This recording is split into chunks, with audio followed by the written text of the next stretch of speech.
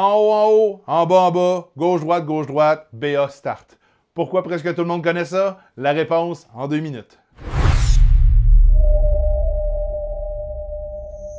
Quand on programme un jeu vidéo, un des aspects les plus importants, c'est la recherche de bugs. Et ça nécessite des heures et des heures de jeu dans chaque niveau, contre chaque boss, avec chaque option. Imaginez-vous maintenant être mauvais à votre propre jeu. Vous codez le niveau 10, mais vous mourrez toujours au niveau 2. Mais dans les années 80, pour ne pas perdre une éternité en recommençant à chaque fois sur des machines très limitées, les programmeurs ont créé des backdoors, des commandes secrètes pour devenir invincible ou pour sauter des niveaux. À l'époque, ces codes-là devaient rester secrets et être effacés du jeu avant la sortie en magasin. En 1986, Feu Kazuhisa Hashimoto, programmeur chez Konami, doit adapter le jeu d'arcade Gradius sur la console NES. Mais le jeu est tellement difficile qu'il n'est pas capable de le tester jusqu'à la fin. Alors il va créer une séquence de boutons facile à mémoriser. Tout le monde en cœur, en haut, en bas, gauche, droite, BA Start. Ça lui donne plein de pouvoirs qui vont permettre de tester le jeu jusqu'à la fin.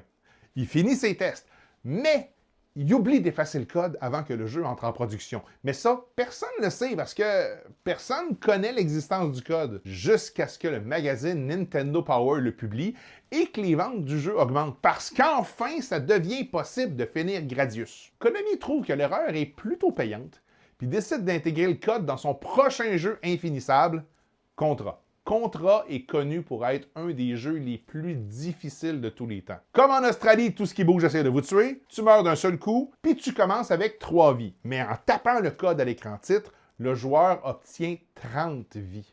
Pour toute une génération d'enfants, le code des 30 vies, c'était le seul moyen de voir la fin du jeu. C'est aussi à partir de là que le code est devenu le code Konami et qui s'est invité dans une pléthore, oui, j'ai plugué le mot pléthore, d'autres jeux et de références dans la culture populaire. Évidemment, Konami l'a utilisé à toutes les sauces dans les franchises de Castlevania, Contra, Gradius, Metal Gear, mais on peut aussi l'utiliser dans Tetris, dans Dead by Daylight, dans Fortnite Battle Royale, dans Hollow Knight Silk Song, dans Assassin's Creed 3 et la liste de jeux est longue. Mais aussi, si vous dites le code à Siri, elle va vous accuser de tricher.